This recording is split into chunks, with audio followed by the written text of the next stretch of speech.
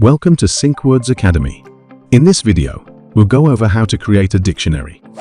Dictionaries allow users to help ASR outputs by adding a list of terms the engine will check against as it produces the results.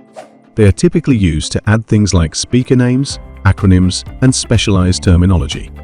You can create a dictionary in 3 different places at the account level, on an event or on a service. We will create one on the account level, so I can show you how to pull it into an event or service later on in the video. Okay, let's get started. First thing you'll do is click your account page. From there, you'll click the gear icon and then go to the Dictionaries tab. From there, you'll click the blue plus button. Give your dictionary a name, choose your source language, and then start adding terms. As I add the terms here, I do want to just tell you a few things to keep in mind. First, the term needs to match exactly what the speaker will say. So, you would not want to do something like this, for example. You would not want to add initial public offering, parentheses, IPO, because it's unlikely that the speaker would say that. If you wanted to cover both options, you would put initial public offering and then IPO on different lines. Another thing to keep in mind is you can add phonetic spellings after a term. Here's an example. WC a G. People rarely say WC a G. They always refer to it as CAG or CAG. So, what SyncWords allows you to do is, you put in your acronym, you put in the pipe sign, and then you put in the phonetic spelling. You can put more than one phonetic spelling just using a comma.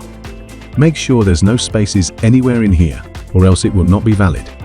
As soon as you add a term, you just hit enter, and then you add your second term, and then hit enter. And keep on adding terms as you see fit. Another nice example of how a phonetic spelling can help is the word iPhone XR. No one actually says XR. They all say 10R. So you can put in the term you want to appear, and then you can put in the phonetic spelling of the term people use. Once you've added all your terms, you can click Save, and it will be saved onto your account. Now that it's saved, let's go back and add it to a service and an event. We're in the service section. I've created a service already here. Further down the line here, under your transcripts, there'll be the Add Dictionary button. You just click Add Dictionary. Instead of redoing everything you just saw, you just pick a dictionary from your preset and you save it. Now that dictionary is applied, let me delete it from here. Same thing applies in the event. You can go to your upcoming events and click your event. On the Settings tab of your existing event, you can scroll down to the bottom of that page, click Edit under ASR Dictionary, and pick the preset to add, and then save it. You'll notice that it says Dictionary Provided. Let me show you one other thing. If you go into the Accounts and back to your Dictionary Settings page, you can set this as a default. When you do that, it will automatically apply that dictionary to any new service or event that you create. You can see the Service section. I'm just going to create this service here and give it a name. What you'll see is that the dictionary is automatically applied because we've set it up as a default.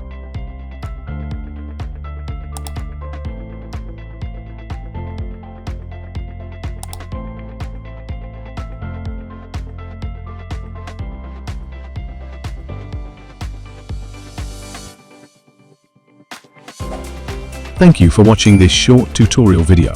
For more videos and written articles on this and many other topics, please visit our help desk.